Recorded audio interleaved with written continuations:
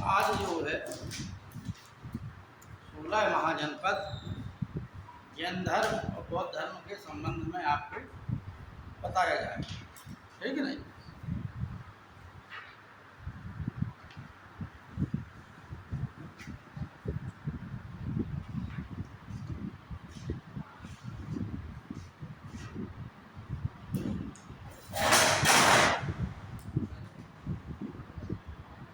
देखो बच्चों, 6वीं शताब्दी ईसा पूर्व में यानी उत्तर वैदिक काल के पश्चात आपको बताया कि यज्ञ कर्मकांड के कारण सामाजिक असंतोष व्याप्त था समाज में। उस सामाजिक असंतोष के कारण उस समय 60 संप्रदाय थे भारत में। 60 में से 6 थे ऐसे कि जिनका नाम है, ठीक, और उनमें से 2 प्रमुख थे, सर प्रमुख थे, जो आज भी हैं, जिन्हें कहते हैं बौद्ध धर्म और जैन। लेकिन इसके परिणाम स्वरूप आप लोगों ने जैन धर्म बौद्ध धर्म से पहले भी एक चीज़ है, वो है राजनीतिक दृष्टि से भारत की क्या पोजीशन थी। उत्तर वैदिक काल तक हमने पढ़ा था, वैदिक काल में हमने पूरा ये पढ़ा कि सबसे छोटी इकाई कुल थी राजनीतिक दृष्टि से, ठीक है नहीं। समझना, अगर ना समझाओ तो समझ लेना, सबसे छोटी इकाई क्या थी, कुल, और या कुटुंब, ठीक है नहीं। उसके पश्चात थी क्या, ग्राम, ग्राम के पश्चात देश, इसके पश्चात जन। 6वीं शताब्दी में यही जन क्या हो गए, बड़े बड़े हो गए तो क्या हो गए, महाजन।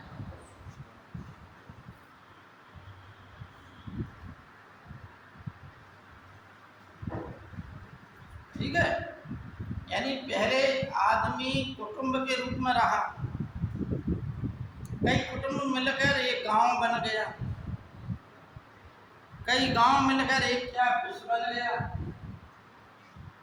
और कई विश्व मिल गए तो क्या बन गया, एक जन बन गया। और 6वीं शताब्दी ईसा पूर्व तक, क्योंकि भारत में बहुत हद तक आर्थिक गतिविधियों का विकास हुआ, अतः इसके परिणाम स्वरूप बड़े बड़े राज्य बन गए। उन्हीं बड़े बड़े राज्यों को क्या कहते हैं, महाजन। तो 6वीं शताब्दी ईसा पूर्व में महाजनपदों की संख्या कितनी थी, 16। यह प्रमाण कहाँ से मिलता है, यह प्रमाण बौद्ध ग्रंथ अंगुत्तर निकाय और जैन ग्रंथ भगवती सूत्र से मिलता है। इसकी जानकारी कहाँ से मिलती है,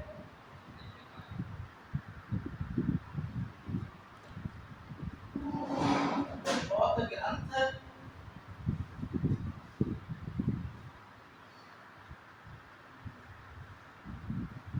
अंगुत्तर निकाय तथा जैन ग्रंथ भगवती सूत्र से। इससे क्या मिलती है, उस समय 16 महाजनपद थे, ठीक। अच्छा, यह जो 16 महाजनपद थे आपस में लड़ते रहे, और इसके परिणाम स्वरूप सिर्फ एक राज्य बचा, वो था कौन, मगध, ठीक। 16 के बाद 4 रह गए, एक दूसरे का अधिग्रहण करते गए, और उसके परिणाम स्वरूप उन 4 में भी आपस में लड़ाई हुई, और अंत में क्या हुआ कि एक ही महाजनपद रह गया, जिसे कहते हैं मगध।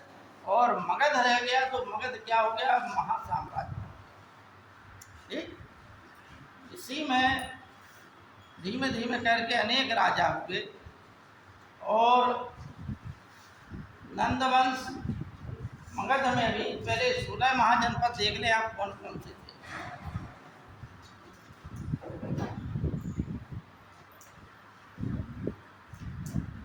काशी,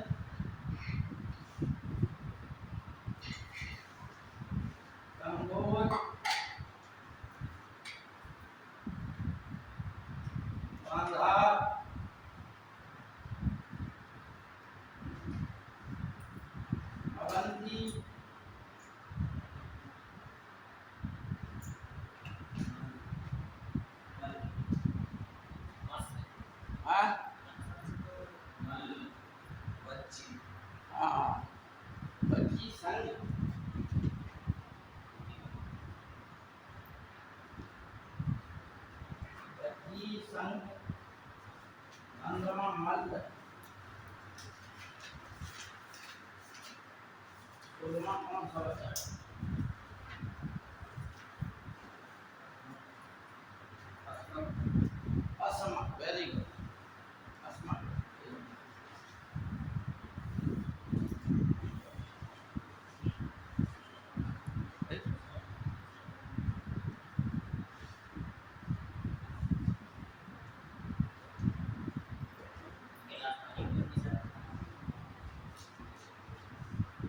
अब देखिए काशी वर्णाधन असी नामक दो नदियों के संगम पर होने के कारण इसका नाम वाराणसी पड़ा। सॉरी, क्या है, काशी की राजधानी क्या थी? वाराणसी। ठीक, शेषासुरी ने इसका नाम क्या कह दिया था? बनारस। ठीक है ना। एक काश राजा थे, उनके नाम पर यह राज्य बसा। समझना बात को, एक काश राजा थे, उनके नाम पर यह राज्य बसा था। उस समय 6ठी शताब्दी ईसा पूर्व में यह राज्य कौशल राज्य के अधीन था। कौशल राज्य का जो राजा था 6ठी शताब्दी ईसा पूर्व में, उसका नाम था, एक का नाम था महाकौशल और महाकौशल का पुत्र था प्रसेनजित। कौशल राज्य की दो राजधानियां थी, श्रावस्ती और साकेत।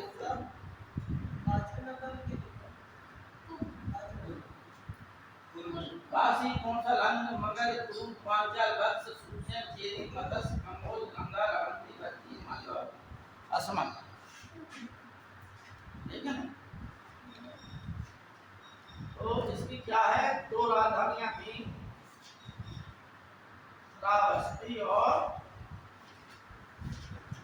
साकेत। अंग की राजधानी थी चंपा। उस समय इसका शासक कौन था? दधिवाहन। कौशल के राजा कौन थे?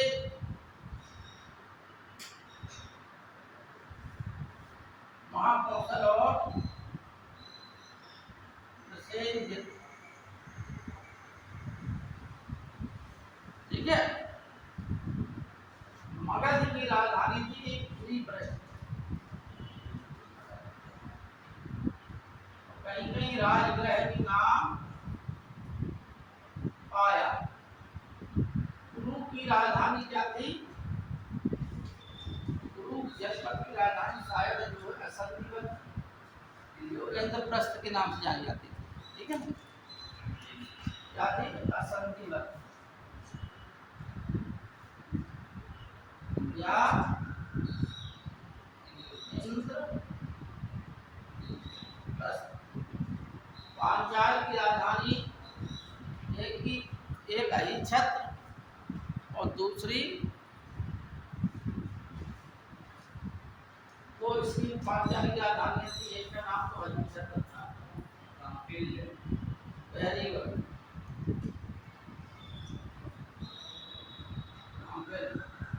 वत्स की राजधानी क्या थी? कौशाम्बी।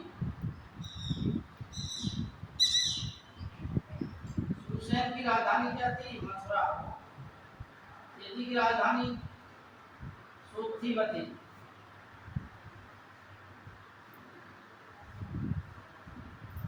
मत्स्य की राजधानी विराट। कंबोज,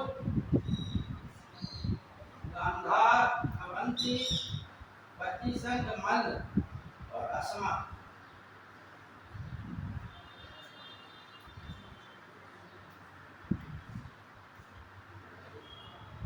अवंती की भी दो राजधानियां थी, एक उज्जैन मानी जाती है और एक महिष्मती। ठीक, अब इसमें से महत्वपूर्ण है एक काशी राज्य। काशी को मंगध राज्य ने, पहले यह काशी किसके अधीन था? मुगल राज्य के अधीन। ठीक, काशी किसके अधीन था? कौशल राज्य के अधीन। लेकिन महाकौशल की पुत्री कौशला देवी का विवाह मगध के राजा, हर्यक वंश के राजा, मगध जो राज्य था उसमें कौन था? हर्यक वंश।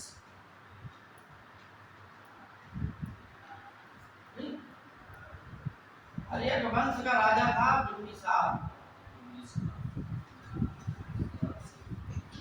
बिंबिसार के लड़का था अजातशत्रु। अजातशत्रु का लड़का था उदयन। इस कुल को पितृहंता कुल कहा गया, क्योंकि अजातशत्रु ने अपने पिता की हत्या करके गद्दी प्राप्त की और उदयन ने अपने पिता अजातशत्रु की हत्या करके गद्दी प्राप्त की।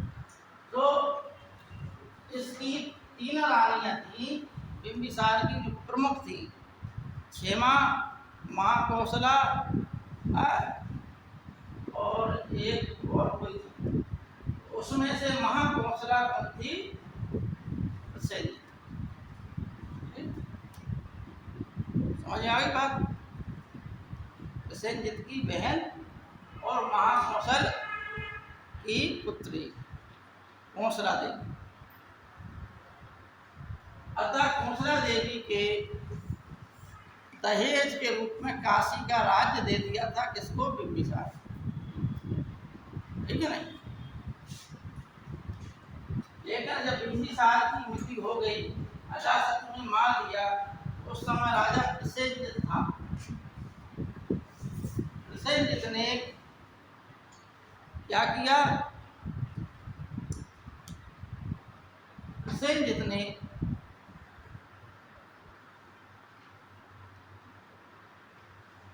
काशी पर अधिकार कर लिया।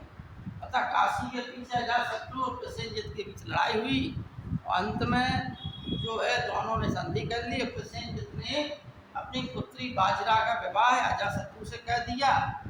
इससे कर दिया बाजरा का विवाह अजातशत्रु से।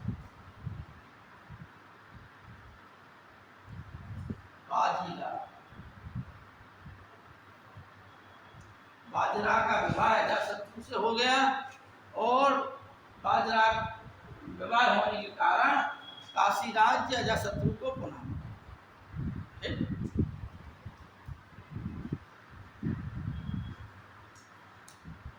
अब इसमें से ये आप लोग लिख लीजिए, जितना हमने लिखा है आगे लिखा है, लिख लिया।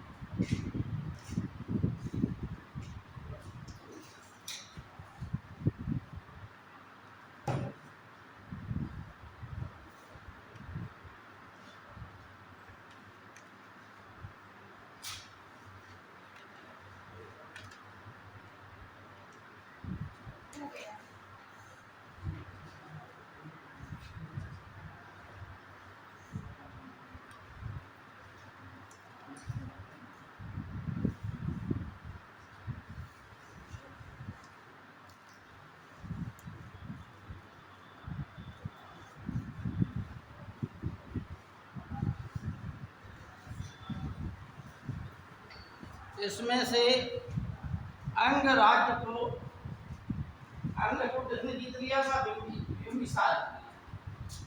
अंग राज्य किसने जीत लिया था? बिंबिसार। और बच्ची संघ पर अजातशत्रु ने अधिकार कर लिया था। बच्ची संघ में फूट डलवा कर, किससे फूट डलवाई? अपने मंत्री वत्सकार से। किससे फूट डलवाई? वत्सकार।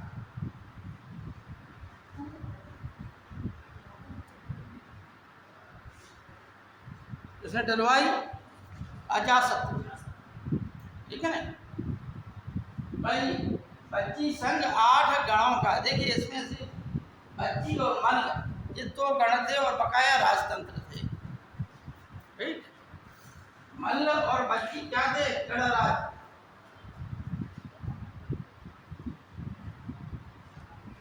बकाया क्या थे? बकाया राजतंत्र। ठीक, तो बच्ची संघ में 8 गण थे, 8 गणों का संघ था एक। ठीक है ना, जिसमें लिच्छवी, बच्ची, विदे आदि महत्वपूर्ण 3 जन जो है गणराज महत्वपूर्ण थे। उसमें बच्ची, विदे, लिच्छवी ये ज़्यादा महत्वपूर्ण।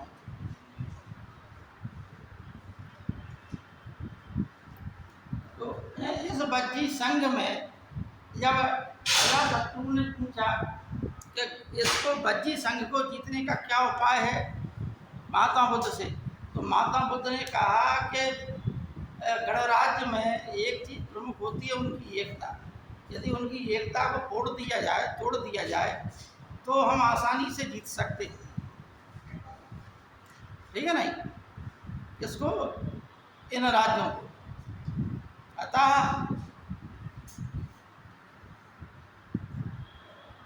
अजातशत्रु ने अपने मंत्री वत्सकार को निकाल दिया राज्य से। वत्सकार ने कहा राजा ने हमें निकाल दिया है, और वहाँ पर उसने नौकरी कर ली। इसमें बज्जी राज्य में है नहीं, राजधानी इनकी वैशाली थी। तो वहाँ पर नौकरी करने के पश्चात उसने वहाँ के अधिकारियों से, मंत्रियों से क्या किया? दोस्ती गांठ ली और एक को दूसरे के खिलाफ भड़काया। अंत में वे आपस में, उनकी जो एकता थी वो टूट फूट हो गई। इसी युद्ध में, बज्जी राज्य के युद्ध में, यह युद्ध जो 16 वर्ष तक चला। ठीक है ना, कितने वर्ष तक? 16 वर्ष तक चला। और रस मूसल एवं शिलाकंटक नामक 2 अस्त्रों का प्रयोग किसने किया था? अजातशत्रु। बाहुबली फिल्म देखी सबने? बाहुबली फिल्म में देखा हो आपने कि उसमें एक प्रहलाद जो है वो रथ लेता है, उसमें तलवारें लगी हैं पहिए में, तो रथ दौड़ता है, पहिए तलवारें ढूंढती हैं, तो जो भी आता है तलवारें उसको काटती चली जाती हैं, इनको सैनिकों, विरोधी सैनिकों। तो जो इसमें तलवार लगी है, अजातशत्रु ने बहुत पहले ऐसे ही उसको क्या किया था? अजातशत्रु ने उस समय गदा रखा। गदा जैसे ही घूमती थी, जो भी आए वो एक गदा घर खींच के वो आदमी मर जाता। ठीक है, तो एक बनाया था, आपने देखा हो कि तमाम लोग रस्सी से पत्थर धर के खींच रहे हैं, फिर छोड़ देते हैं, पत्थर चला जाता है, उससे नाम गिरता है, तमाम से निकल जाता है। जैसे शिलाकंटक देखो आपको हम बता, दक्षिण भारत और उत्तर भारत, मुंबई की फिल्में आज के समय में क्यों फ्लॉप हो रही? क्योंकि कुछ नया करना। इसी की कहानी दक्षिण में क्या है कि कहानी अनेक प्रकार से गढ़। जो बाहुबली फिल्म है, वास्तव में वो इतिहास के पात्रों को उल्टा सीधा जोड़ जाड़ के बनाती है। अब देखिए बाहुबली में, बाहुबली कौन थे है मालूम? जो नाम रखा गया, जैन धर्म के प्रथम प्रवर्तक कौन थे? जो अभी तीर्थंकर हुए हैं जैन धर्म में, जैन धर्म के प्रथम तीर्थंकर कौन थे? ऋषभदेव। ऋषभदेव के अयोध्या के रहने वाले थे ऋषभदेव, इक्ष्वाकु वंश के राजा थे। और इनका उल्लेख जो है ऋग्वेद में भी मिलता है, ठीक है ना। यहाँ पर जो ऋषभदेव थे उनके दो पुत्र थे। एक बड़े लड़के का नाम था भरत और छोटे लड़के का नाम था बाहुबली।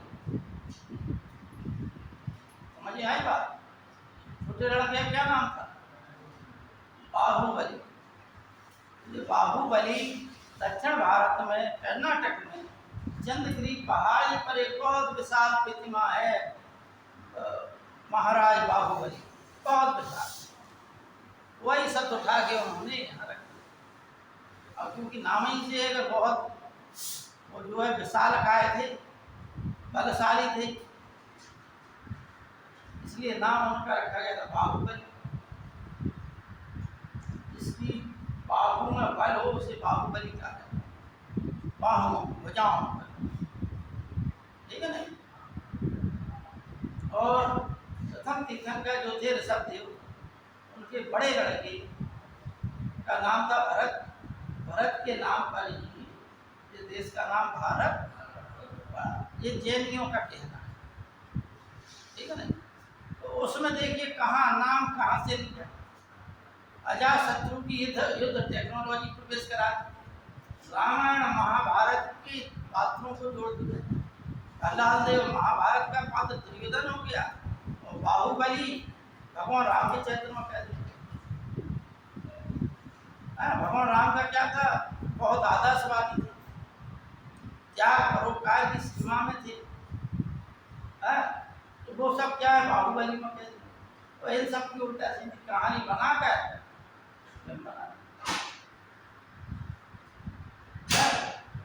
अब उत्तर भारत में क्या कहते हैं? उल्टी सीधी कहानी भी वही कहानी को देते आदमी को इंटरेस्टिंग नहीं रहता।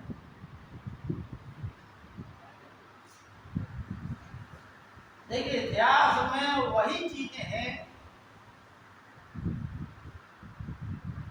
जो बार बार दोहराई जाती। भारत में मूर्ति पूजा आज से नहीं थी। मतलब ये कहा जाता है आज ही बाहर से आए, बाहर से आए, चलो मान लीजिए बाहर से आए, ठीक है नहीं, मान लीजिए बाहर से आए आज। तो भारत में जो मूर्ति पूजा थी, भारत में जो यज्ञ प्रथा थी, वो उन्होंने पूर्वजों की तो स्वीकार करी या नहीं करी? यहाँ के लोगों में, हड़प्पा काल के लोगों में जो प्रथाएं थी वो पूरी प्रथाएं आर्यों ने आज अपना रहे, तुम लोग क्यों नहीं अपना रहे बताइए? हड़प्पा काल की सभी चीज, मकान बनवाते हो आंगन होता है कि नहीं होता है नहीं? आज भी शतरंज जो है एक प्रमुख खेल है कि नहीं? आज भी हम शिवलिंग की पूजा कर रहे हैं कि नहीं कर रहे? आज भी हम जल सार्वजनिक स्नान को जल की पूजा कर रहे हैं या नहीं कर रहे? कुंभ क्या है? सार्वजनिक स्नान ही तो है, जल पूजा का ही तो प्रमाण है। आज भी हम वृक्ष की पूजा कहते हैं कि नहीं कहते? वट वृक्ष की पूजा होती है या नहीं होती है?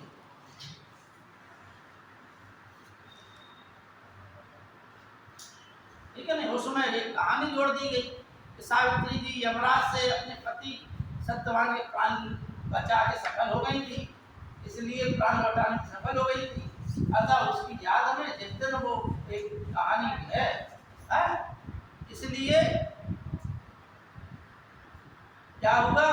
इस घटना के नाम पर ही वो वट वृक्ष की पूजा हुआ।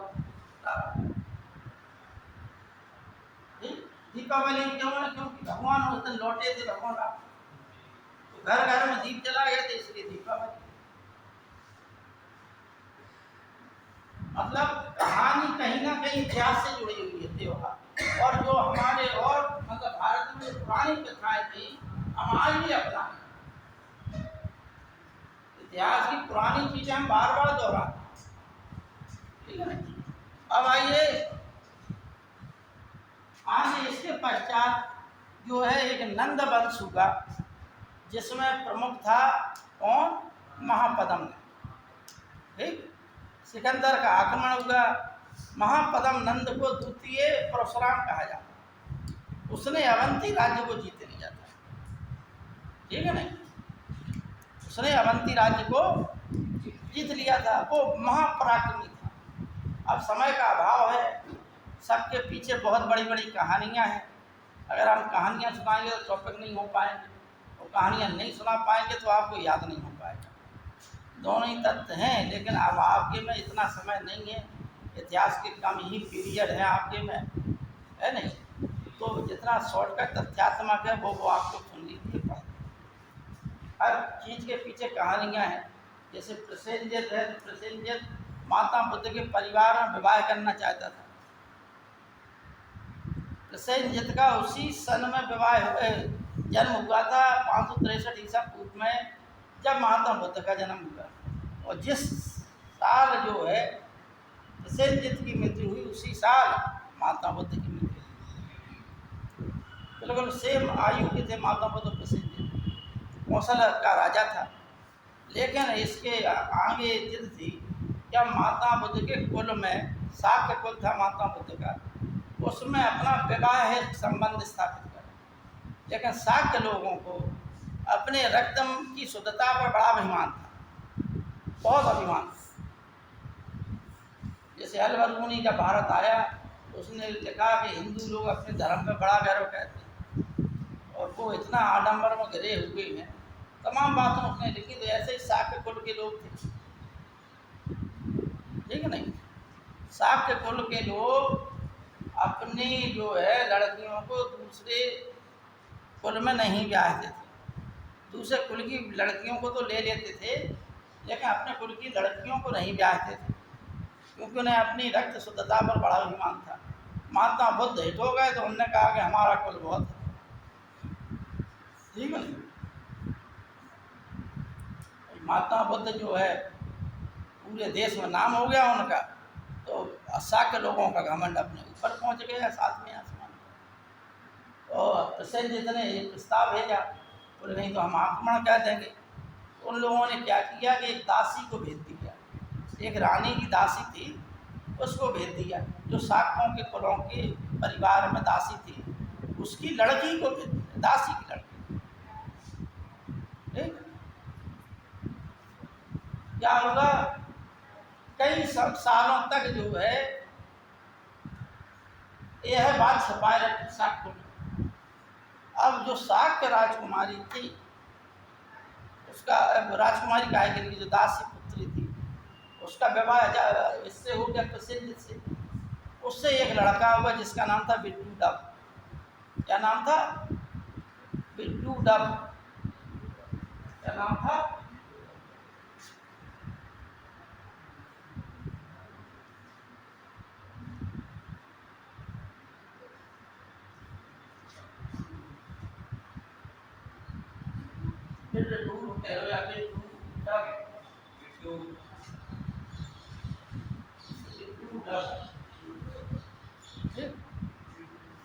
तो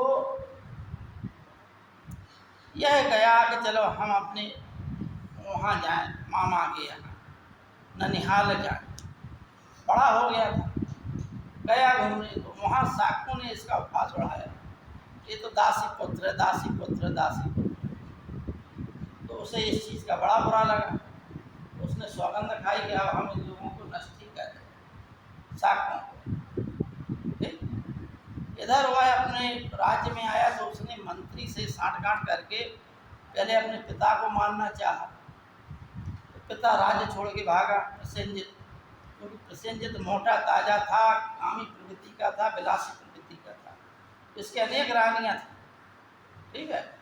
तो महात्मा बुद्ध के लिए भागा जी, लेकिन वहाँ पहुँचने इसके यहाँ अजातशत्रु के यहाँ, क्योंकि प्रसेनजित की पुत्री बाजरा ब्याही थी, प्रसेनजित की पुत्री बाजरा अजातशत्रु को ब्याही थी। तो ये अपने दामाद के लिए भागा कि वहाँ से मदद लेके देखें इसको, लड़के को। लेकिन उसमें जो गेट होता है उसके आगे ही यह हार गया, थक गया, बूढ़ा आदमी था, वहीं दम तोड़ के मर गया। विड्डूडब राजा बन गया। विष्णुदेव का पहला काम क्या था कि उसने शाक्यों पर आक्रमण कर दिया और जितने भी स्त्री पुरुष बच्चे जो भी मिला सबको मार दिया। कम 70,000 लोगों शाक्यों को मारा विष्णुदेव। ठीक, जब लौट रहा था, ये घटना है माता बुद्ध की मृत्यु के पश्चात। तो माता बुद्ध का भी इंतकाल हो गया, उसके पश्चात इसने आक्रमण किया। तो जब वो लौट रहा था तो अचरावती नदी, जिसे आज राप्ती नदी कहते हैं, उसमें बाढ़ आ गई और उसी में ये जो विष्णुदेव था, मैं अपनी सेना के बह। ठीक, ये अनेक कहानियां हैं, हर व्यक्ति की कहानियां हैं। अब इतना समय नहीं है कि हम हर व्यक्ति की आपको कहानी सुनाएं, लेकिन कहानी ही नहीं, ये ऐतिहासिक तथ्य भी है नहीं। अच्छा, दूसरी चीज़ ये है, एक बार सचिन तेंदुलकर पूछा गया कि आपकी सफलता का राज क्या है, तो सचिन तेंदुलकर ने कहा कि there is no shortcut of success. सफलता का कोई शॉर्टकट नहीं होता। उसी प्रकार से कोई भी विषय है, अगर आप ये सोचें कि हम शॉर्टकट पढ़ के पास हो जाएं, तो भैया शॉर्टकट ना पढ़ें, पूरा का पूरा पढ़ें। अगर 6वीं शताब्दी से आप पढ़ रहे हैं यहाँ, तो पूरा ही टॉपिक पढ़ें। ठीक, अब समस्या ये है कि यहाँ 7-8 क्लास हैं इतिहास, 8 है, 10 है या 12 ज़्यादा, और उसमें पूरा इतिहास पढ़ाना भैया 8-10 दिन में मतलब कोई पढ़ा सकता, लेकिन वहाँ से प्लान आया है तो उसी हिसाब से पढ़ाना है। जितना हो जाएगा हम प्रयास करेंगे। आइए, जैन धर्म और बौद्ध धर्म।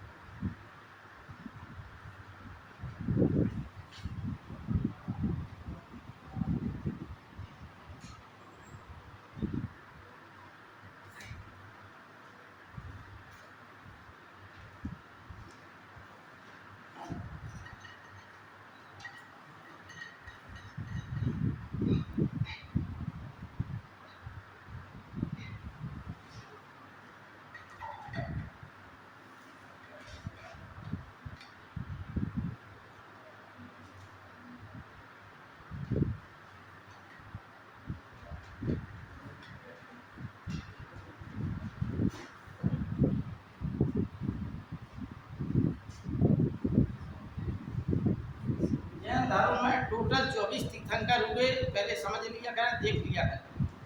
ठीक, पहले तीर्थंकर ऋषभदेव थे, 21वें तीर्थंकर नेमिनाथ थे, 22वें तीर्थंकर अरिष्टनेमि थे।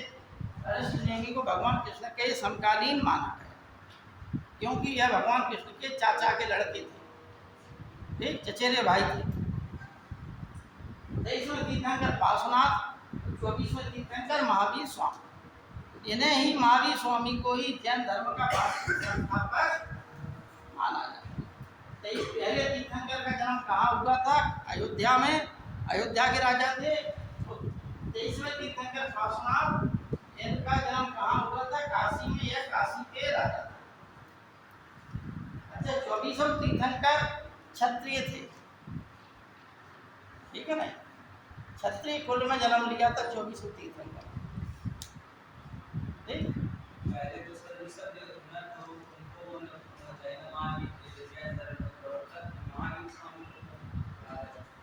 क्या ये जैन धर्म की स्थापना तो ऋषभदेव ने की थी ना सर? किसने? ऋषभदेव, जैन धर्म की स्थापना ऋषभदेव ने की थी ना सर? तो महावीर स्वामी को जो कहा जाता है बड़ा कंफ्यूजन क्वेश्चन है ना? ये लड़का बोल रहा है, सही बोल रहा है। आप लोग इस बात से कितने % सहमत हैं? और दूसरी बात है कि ये कंफ्यूज है तो है, तुम लोगों में से कितने लोग हैं जो इसी बात के लिए आप लोग भी कंफ्यूज हैं? बताए ये, मतलब तुम 2 लोग हो और सबको मालूम है। ये लड़का कह रहा है, सही बात है। और ये सालों पढ़ते रहोगे लेकिन बात क्लियर नहीं होगी। किताबों में दोनों प्रकार की बातें लिखी हैं। देखो, जैन धर्म के संस्थापक जो थे, जैन धर्म के प्रथम तीर्थंकर ऋषभदेव, और यदि संस्थापक की बात आ जाए तो ऋषभदेव आदि होते हैं, लेकिन वास्तविक संस्थापक की बात आ जाए तो महावीर स्वामी। शब्द क्या लग जाता है? वास्तविक। वास्तव में जैन जो शब्द है वो महावीर स्वामी के लिए आया है, 100 तीर्थंकरों के लिए नहीं आया। ये जैन शब्द जिन से बना, जिसका मतलब होता है विजेता।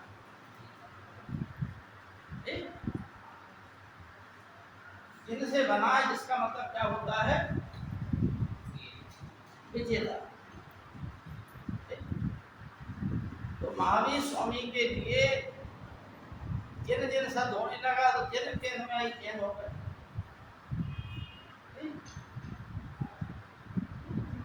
अच्छा, एक बात क्लियर हो गई कि जैन धर्म के संस्थापक थे ऋषभदेव, वास्तविक संस्थापक थे महावीर स्वामी, और जैन संघ की स्थापना भी किसने की थी? महावीर स्वामी।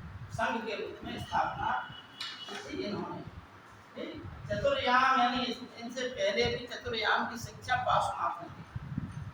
पार्श्वनाथ ने भी अपना एक संप्रदाय चलाया था, लेकिन ये सभी लोग एक हो गए, सभी चीजें एक में।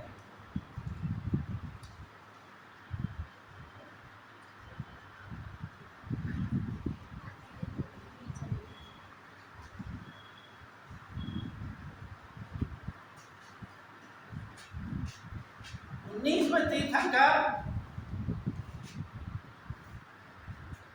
को नेमीनाथ कहा जाता है, वो मल्लीनाथ, क्योंकि मल्लीनाथ को श्वेतांबर संप्रदाय वाले स्त्री कहते हैं। वो कहते हैं कि यह जो है स्त्री थे, जबकि दिगंबर वाले कहते हैं, दिगंबर संप्रदाय वाले, कि यह जो है पुरुष थे। तो मल्लीनाथ के बारे में भी परीक्षा में प्रश्न आता है कि कौन से तीर्थंकर को स्त्री कहा जाता है, तो मल्लीनाथ को स्त्री कहा जाता है। ऐतिहासिक रूप से सिर्फ पार्श्वनाथ 23वें और 24वें तीर्थंकर ही इतिहास है, जिनका इतिहास में उल्लेख। समझ गए बात को? इनका कहाँ पर उल्लेख है? इतिहास में। इन्हें जो है इनकी ऐतिहासिकता प्रमाणित होती है। अब महावीर स्वामी के बारे में समझिए। महावीर स्वामी के पिता का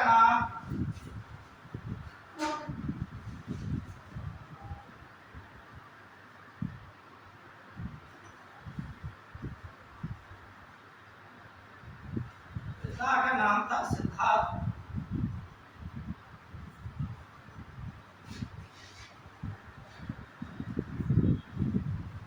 माता का नाम था क्या? दूसरा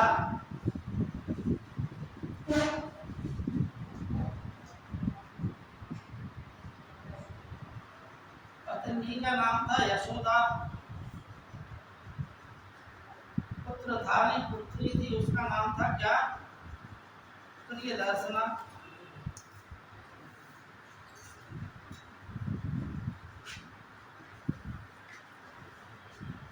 और जो दामाद था उसका नाम था जमाली।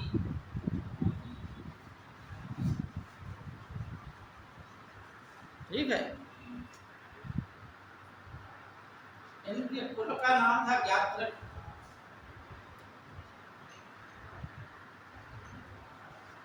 इनकी माँ जो लिच्छवी गणराज्य के जो प्रमुख थे चेटक, उनकी बहन थी ये त्रिशला।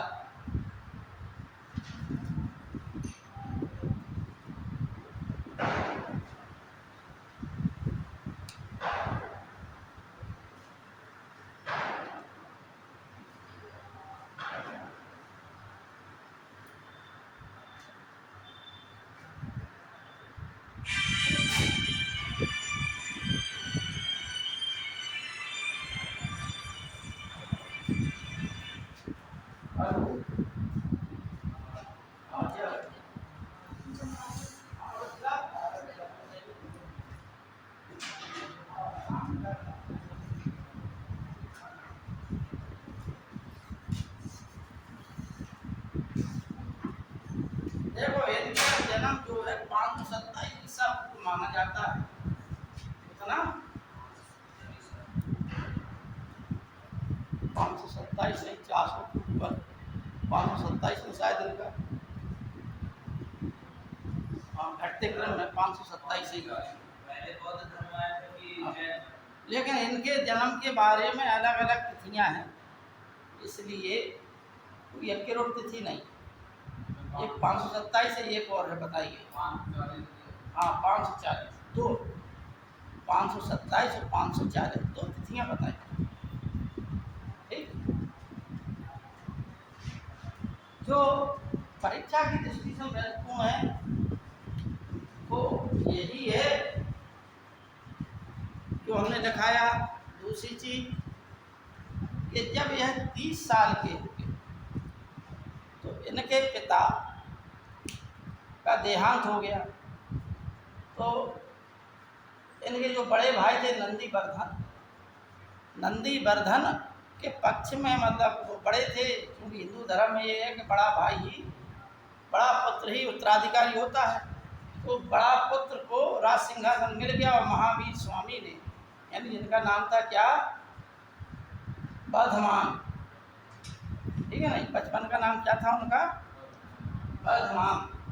तो यह जो है अपने बड़े भाई का आशीर्वाद लेके, आज्ञा लेके जंगल को चले गए तपस्या करने। तो इन्होंने घोर तपस्या की। उसके पश्चात एक वर्ष पश्चात इनके तन पर, शरीर पर जो वस्त्र थे वो सब साल भर में जीर्ण शीर्ण होकर सभी वस्त्र जो है फट गए, और यह क्या हुआ, निर्वस्त्र। फिर भी इन्होंने अपनी साधना नहीं छोड़ी और 12 वर्ष तक कठोर साधना की। तब बाद में बस जो है ऋजुपालका नदी के किनारे साल वृक्ष के नीचे इन्हें केवल ज्ञान की प्राप्ति हुई। केवल का मतलब होता है जो संपूर्ण ज्ञान जिसे मिल जाए, पूर्ण ज्ञान। ठीक, जब उन्हें पूर्ण ज्ञान मिल गया तो महावीर स्वामी आए, उन्होंने जनता को जो है विभिन्न स्थानों पर अपने उपदेश दिए। सबसे ज़्यादा उपदेश उन्होंने 12 वर्ष बाद वैशाली में ही व्यतीत किए। उनका जो मामा था चेटक, है नहीं, लिच्छवी गणराज्य, तो उसने इन्हें बहुत संरक्षण दिया, उसने प्रचार प्रसार कराया। लिच्छवी गणराज्य की राजधानी क्या थी, वैशाली। वहाँ पर खूब प्रचार प्रसार हुआ और इनका जो दामाद था उसने इनकी शिष्टता ग्रहण कर ली।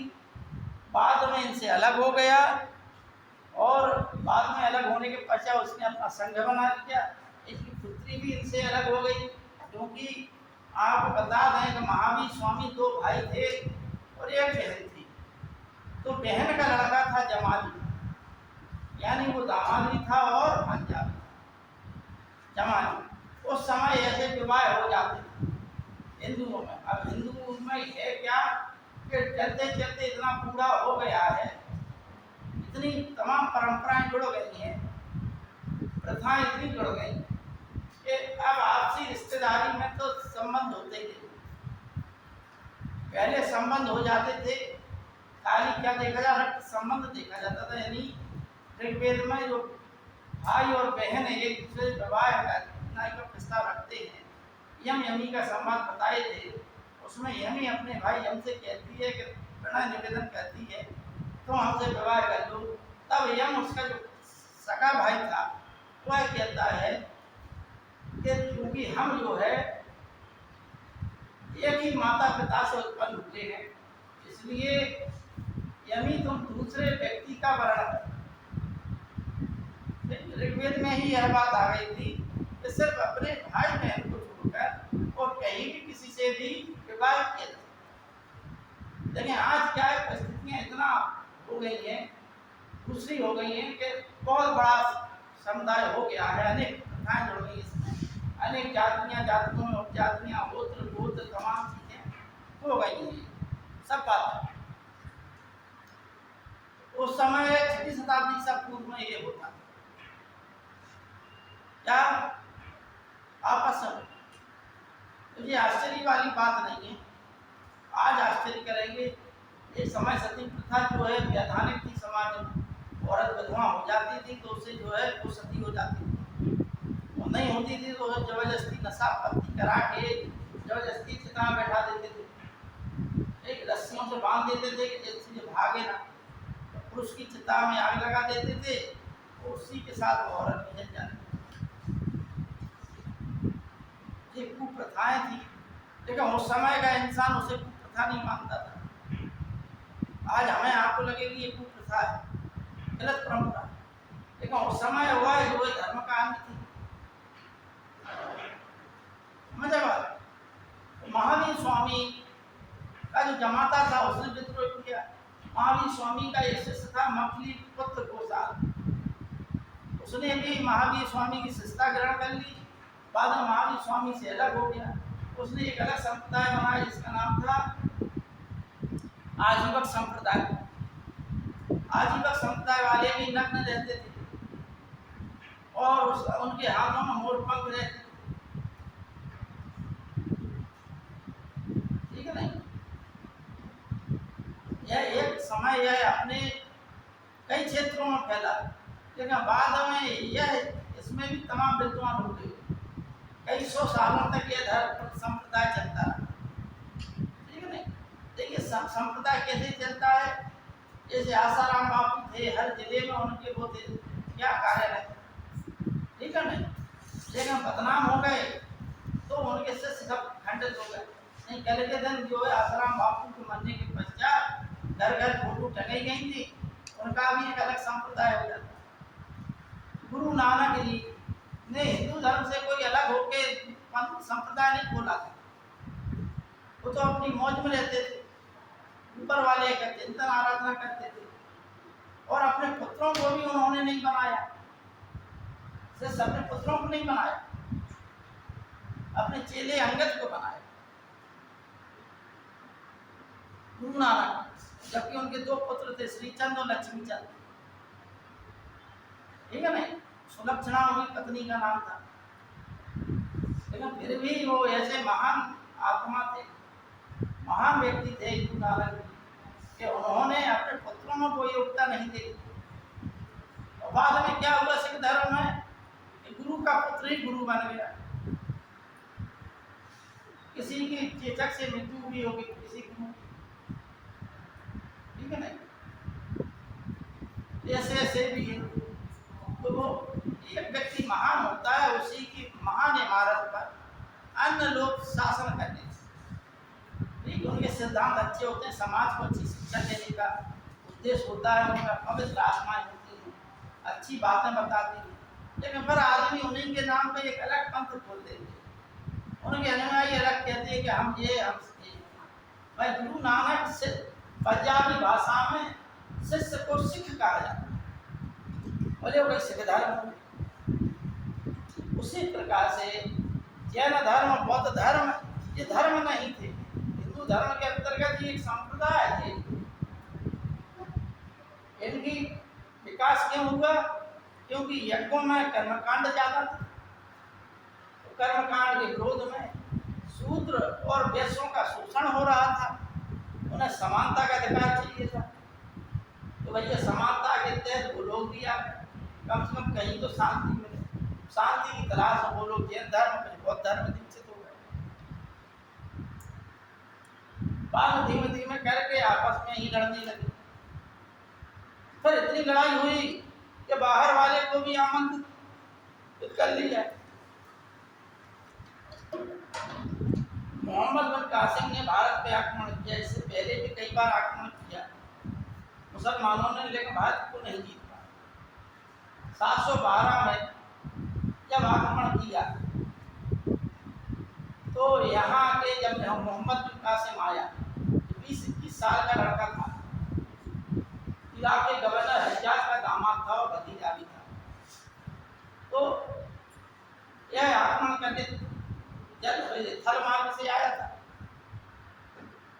तो भाई साहब इसे जो है ऐतिहासिक किताबों में लिखी है, इसे बौद्धों ने सहायता दी मोहम्मद बिन कासिम को, इसे यादवों ने सहायता दी, इसे मेनों ने सहायता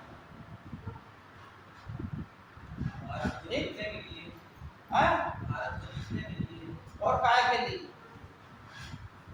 भाई आदमी प्रवृत्ति क्या है कि अपने पड़ोसी से सबसे पहले नफरत करता है, बाहर वाले से पैसे होता नहीं। अगर वो 24 घंटे तुम्हारे साथ रहे तो तुम उतनी नफरत करो जितनी पड़ोसी से करो, लेकिन नफरत अंदर जुड़ी रहती है। जैसे जयचंद्र ने पृथ्वीराज चौहान का साथ नहीं दिया, जातों मेड़ों आदि ने मोहम्मद बिन कासिम का साथ दिया, और जब वही मोहम्मद बिन कासिम जीत गया तो उसने भारत पे ही जजिया कर लगा लागू कर दिया, उन्हें ये सामने लागू कर दिया। ठीक है ना। इसी प्रकार से महमूद गजनवी ने जब भारत पे आक्रमण किया, तो आप लोगों ने नहीं पढ़ा होगा, इतिहास किताब खोल के देख लेना, उस समय उसकी सेना में 2 हिंदू सेनापति थे, एक का नाम तिलक था। ठीक, तो बात ये है कि हमारे लोग जो है देश के अंदर ही के लोग गद्दारी के थे, उसमें बाहर वालों का दोष नहीं। बाहर वाले तो आए थे आक्रमण करने के लिए, लेकिन अंदर के लोगों ने बाहर के लोग की मदद की। जिस प्रकार से रावण हारा, उसी प्रकार से यहाँ पर जो लोग विजित हुए, उसके पीछे की कहानी ये है, उन विजेताओं की कहानी ये है कि यहाँ के लोगों ने कहीं ना कहीं उन्हें मदद की, इतिहास में। ठीक है नहीं। तो अब आइए इनकी हमने क्या बताया, बिजूपाल का नदी के किनारे साल वृक्ष के नीचे महावीर स्वामी प्राप्त हो गया। इनका एक मतली पुत्र उशिष्ट था, एक जमाली था जो इनका दामाद भी था। इन दोनों ने विद्रोह किया और अलग से अपना अपना संप्रदाय चलाया। लेकिन महावीर स्वामी फिर भी अपना कार्य करते रहे। 72 वर्ष की उम्र में पावा में इन्होंने अपने शरीर को छोड़ दिया। पावा और कुशीनगर, ये मल्लों की 2 राजधानियाँ थी, तो मल्लों की राजधानी पावा में इन्होंने अपने शरीर को छोड़ दिया। 72 वर्ष की आयु में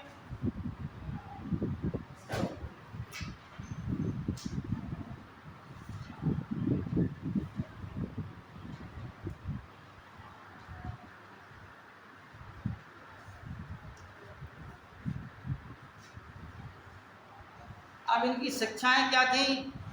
इनकी शिक्षा ये थी, महावीर स्वामी की त्रिरत्न और 5 महाव्रत। ठीक, क्या थी? त्रिरत्न और 5 महाव्रत। 5 महाव्रत क्या है? सत्य, अहिंसा,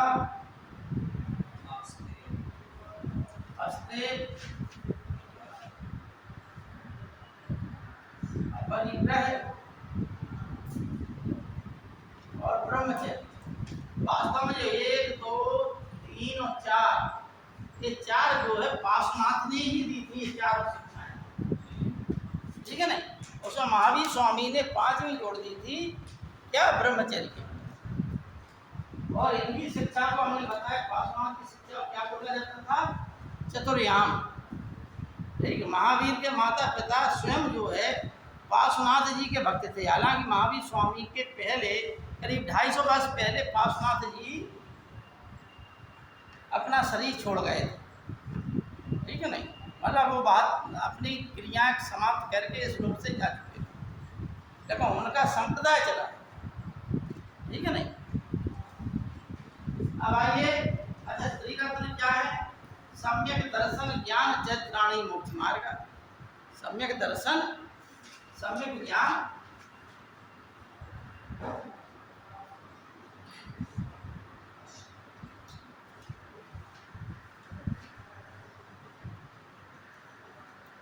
ये तीन है, सम्यक दर्शन, सम्यक ज्ञान और सम्यक चरित्र। ये क्या है? त्रिरत्न। जैन धर्म के क्या है? ये तीन रत्न, जिन्हें बोलते हैं त्रिरत्न। अंग, उपांग, छेद सूत्र, प्रकीर्ण सूत्र आदि क्या है? जैन धर्म के ग्रंथों के नाम, साहित्यों के नाम, ठीक है नहीं। अब आइए महात्मा बुद्ध पर।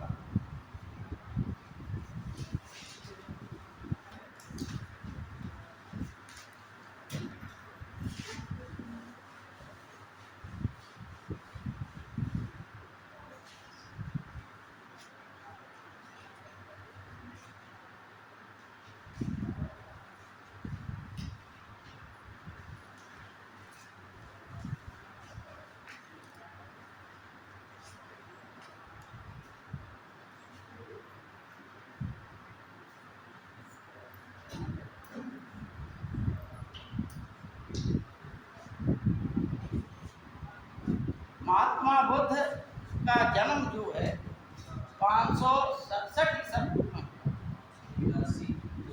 583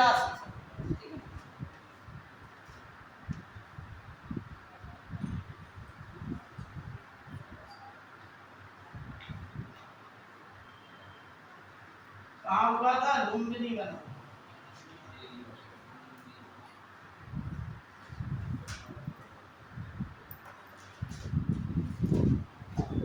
राज्य कौन सा था? कपिलवस्तु।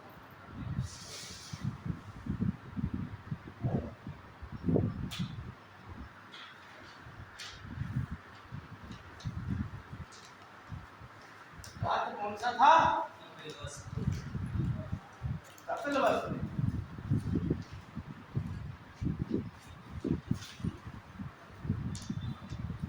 इनके पिता का नाम क्या था? सुद्धोधन। माता का नाम क्या था? महामाया। पत्नी का क्या नाम था? यशोधरा। पुत्र का क्या नाम था? राहुल। इनका विवाह जो 16 वर्ष की उम्र में हो गया था, 16 वर्ष ठीक, और करीब 12 वर्ष पश्चात इनको पुत्र प्राप्त। कितने? 12 वर्ष, यानी 16 और 12 कितने हुए? 28। और 29 वर्ष की उम्र में उन्होंने गृह त्याग किया। 29 वर्ष की आयु में गृह त्याग। इस घटना को बौद्ध धर्म में महावीर निष्क्रमण कहा जाता है। इस घटना को क्या कहा जाता है? महावीर निष्क्रमण, ठीक है ना। गृह त्याग की घटना क्या कहा जाता है? महावीर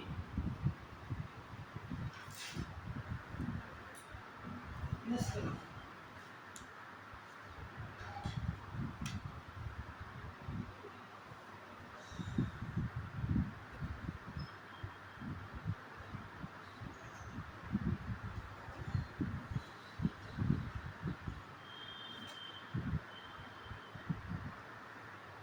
अब देखिए चार घटनाएं घटी। कौन कौन सी घटनाएं? इनके जीवन में 4 घटनाएं घटी। इन्होंने एक पहला देखा बूढ़ा, फिर रोगी देखा, फिर मृतक देखा, फिर सन्यासी देखा।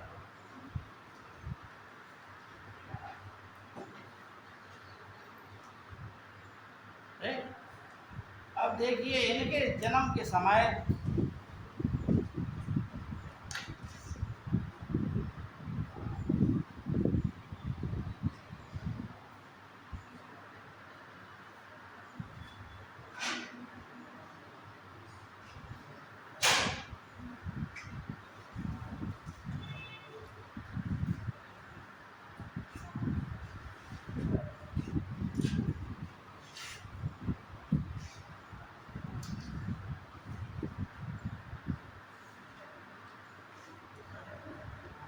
इनके जन्म जब हुआ तो इनकी माता का नाम क्या था? हाँ, इनकी माँ इनके जहाँ की थी उस समय इन लोगों में ये प्रथा थी कि पहले बच्चे का जन्म अपने मायके में करती थी महिला। ठीक? अतः इसलिए वह राजमहल को छोड़कर बच्चे के जन्म के लिए कहाँ जा रही थी? अपने मायके। ठीक? इनकी माँ शायद देवदह की थी। कहाँ की थी? देवदह। ठीक? वहाँ जा रही थी। रास्ते में ही एक आम्रकुंज लुम्बिनी वन में एक आम्रकुंज पड़ता है, वहीं पर इनका माता बुद्ध का जन्म हो गया। अतः यह अपने ही राज्य में लौट आई, क्योंकि राज्य से निकले नहीं पाई ज्यादा, वही सब इतना हो गई। अब जब बच्चा 7 दिन का होगा तो इनकी माँ का देना था।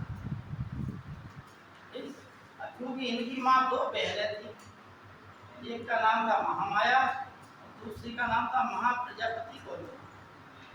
दोनों बहनें ही राजा शुद्धोधन को ब्याही थी। ठीक है ना? दोनों बहनें राजा शुद्धोधन को ब्याही थी।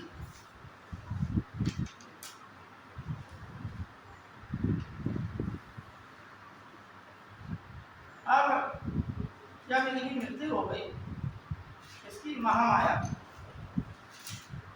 इनका पालन पोषण इनकी मौसी प्रजापति गौतमी ने किया। ठीक है ना? अतः इनका एक नाम गौतम भी पड़ा।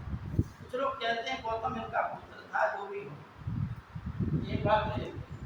अच्छा, जब ये बच्चे ही थे, शिशु अवस्था में थे, तभी कुछ ऋषि जो है राज दरबार में आए राजा के। वहां पर कौंडिन्य नामक ऋषि बताए जाते हैं। तो उन्होंने बच्चे का मुख देखकर कहा कि या तो यह राजा बनेगा, चक्रवर्ती सम्राट बनेगा, या बहुत बड़ा सन्यासी बनेगा। राजा को ये चिंता हुई कि सम्राट बन जाए अच्छी बात, लेकिन सन्यासी बनने से क्या लाभ। अतः राजा ने उनकी सभी प्रकार की सुख सुविधाओं का ध्यान रखा। 16 वर्ष की आयु में इनका विवाह कर दिया। उस समय की सबसे सुंदर युवती थी यशोधरा, उनसे विवाह कर दिया। कुल ये गणराज्य की थी यशोधरा। वैवाहिक जीवन भी आनंद से संपन्न होगा। 30 वर्ष की उम्र में 28 वर्ष की उम्र में इनको लड़के की प्राप्ति हुई। जब इन्होंने सुना पुत्र होगा तो इन्होंने कहा कि राहु आ गया। क्या कहा? राहु का मतलब बंधन आ गया। ठीक? उसी पे नाम पड़ गया इस पुत्र का राहुल। क्या नाम पड़ गया? राहुल। राहुल बहुत पुराना नाम है। हमारे इतिहास में राहुल बहुत पुराना नाम है। माता बुद्ध के लड़के का नाम था राहुल। राजा हरिश्चंद्र, सत्यवादी राजा हरिश्चंद्र का भी नाम राहुल था कि रोहित था? रोहित था। ठीक है? यही मिलता है राहुल। भैया ये दिन क्या हुआ? पुत्र के जन्म के पश्चात इन्हें महल से बाहर घूमने की इच्छा हुई, नगर भ्रमण की। तो वहां पर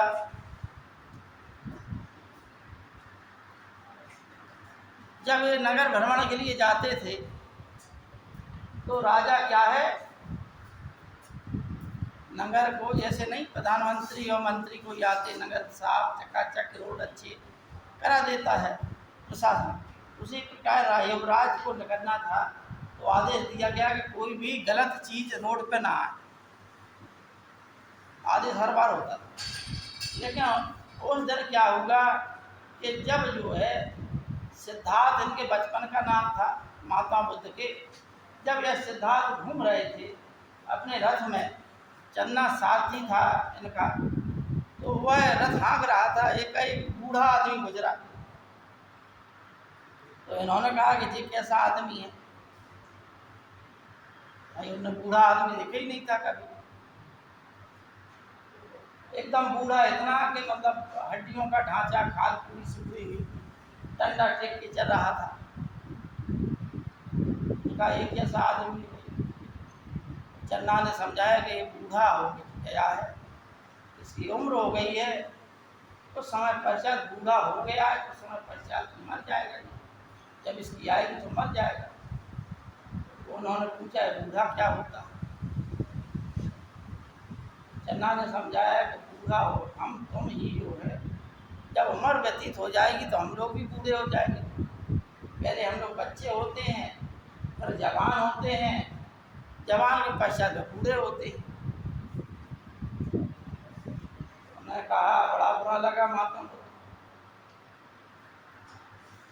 ये चमकते हुए गाल ये झुर्रियों में बदल जाएंगे, हैं बाल पूरे सफेद हो जाएंगे, कमर झुक जाएगी, पैर लड़खड़ाएंगे। ये तो मनुष्य की बहुत बुरी स्थिति है। दांत होंगे नहीं खाने को, आँखों से दिखाई नहीं देगा, कानों से सुनाई नहीं देगा, ये तो बड़ी विकराल अवस्था है।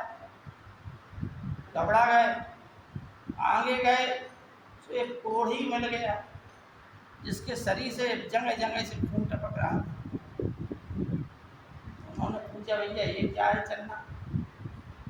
उसने साथी ने कहा ये जो है एक रोगी है महाराज, और इसे कोढ़ रोग हुआ है, जिसकी वजह से इसके शरीर से खून टपक रहा है, जगह जगह से घाव हो गए हैं इसको, और एक घाव भरेंगे नहीं, क्योंकि इस रोग में ऐसा ही खून टपकता रहता है।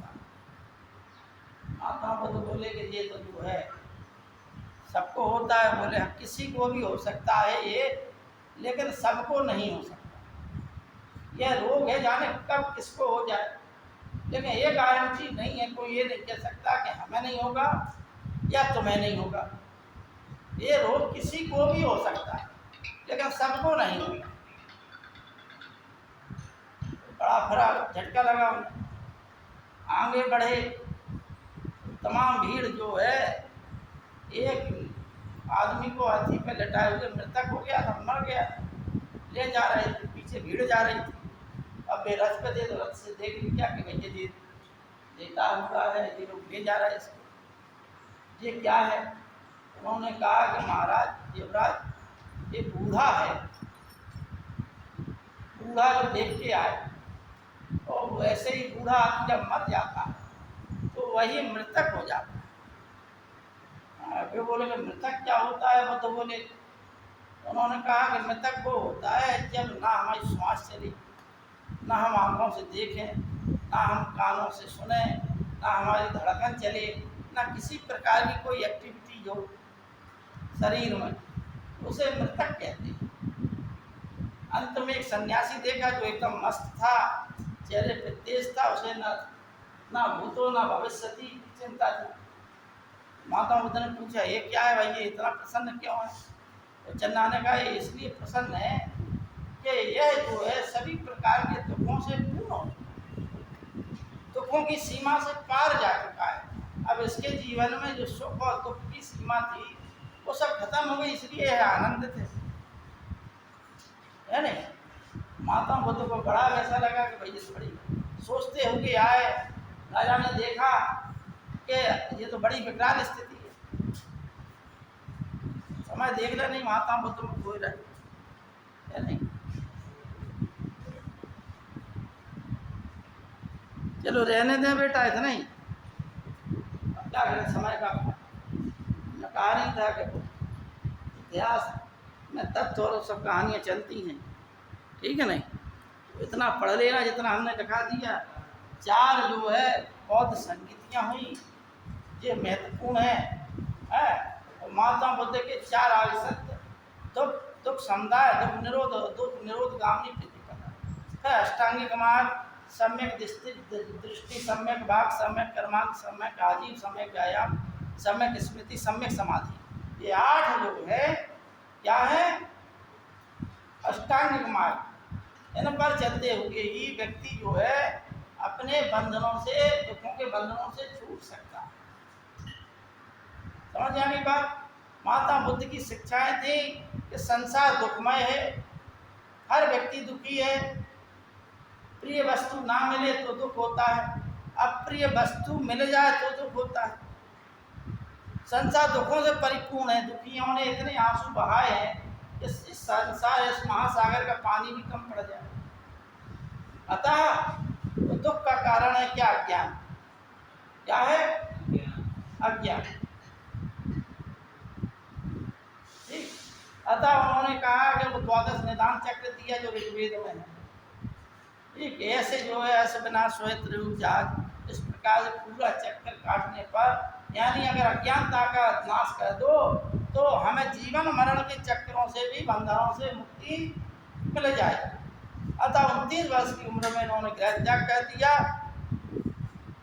6 वर्ष की तपस्या पश्चात नंजना नदी के तट पर पीपल वृक्ष के नीचे इन्हें ज्ञान की प्राप्ति हुई। तब से यह सिद्धार्थ कहलाए। और सारनाथ में इन्होंने पहला उपदेश दिया। जिस जगह पे इन्होंने अपनी तपस्या की थी, ज्ञान प्राप्त किया था, वह स्थान आज बोध गया के नाम से जाना जाता है। सारनाथ जो है, हाँ, सारनाथ जो है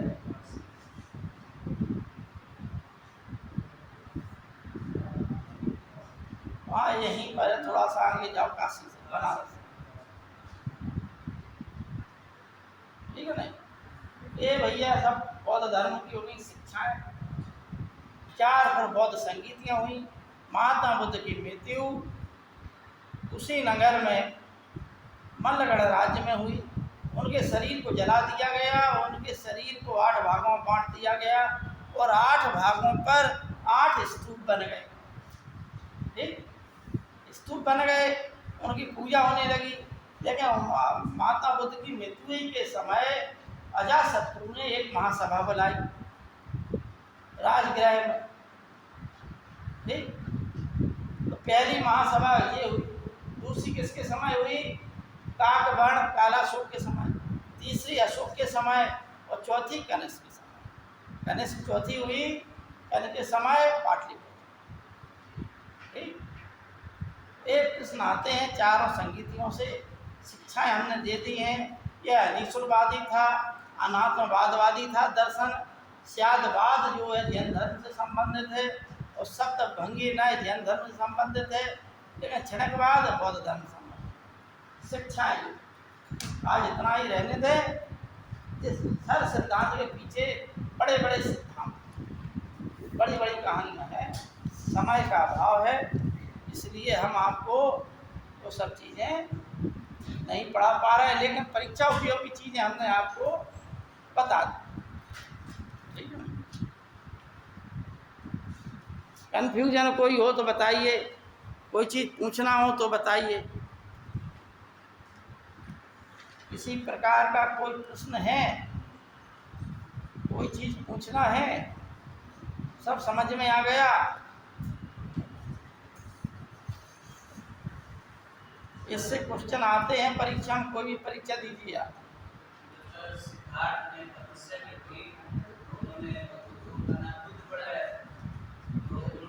बुद्ध का मतलब है बोधि प्राप्त होना। बोधि मतलब है कि बोधि का मतलब होता है कि अब वो जान गए हैं,